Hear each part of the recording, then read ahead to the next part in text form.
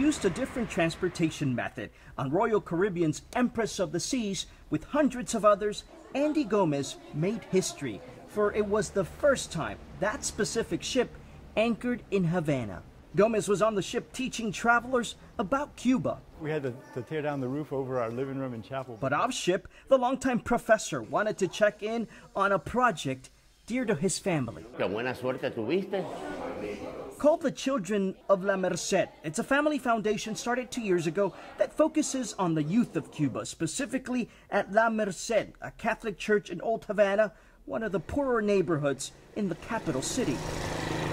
Ustedes son el futuro de Cuba. Here he is holding audience with the kids, Gomez telling them they need to study, prepare themselves, so one day they can become the country's leaders. If this country is going to move forward, these children are going to have to be prepared to move them forward.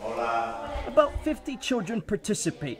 There they get life and relational skills. Most of them come from single-parent homes. Some are being raised by their grandparents. They have individual and group attention and therapy.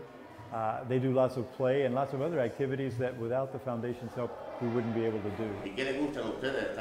62-year-old Gomez, an academic expert on Cuba, has been coming to the island since 2001. This is his fourth trip. You cannot expect to isolate a country and its people and expect it to change in a positive manner. Born in Cuba, he says he understands the pain. I'm Cuban. My wife is Cuban. We were born here. Oh, it's very touching. But you cannot live in the past. You have to forgive and move forward.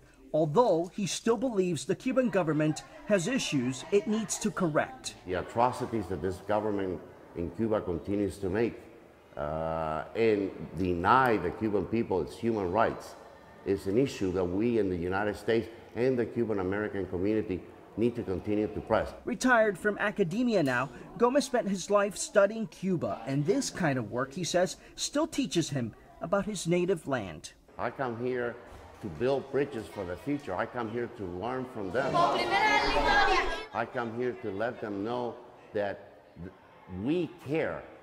We care in the exile community about the future of this country and about the people of this country. 1, 2, 3, voy. The point is to keep coming back and supporting the Cuban people.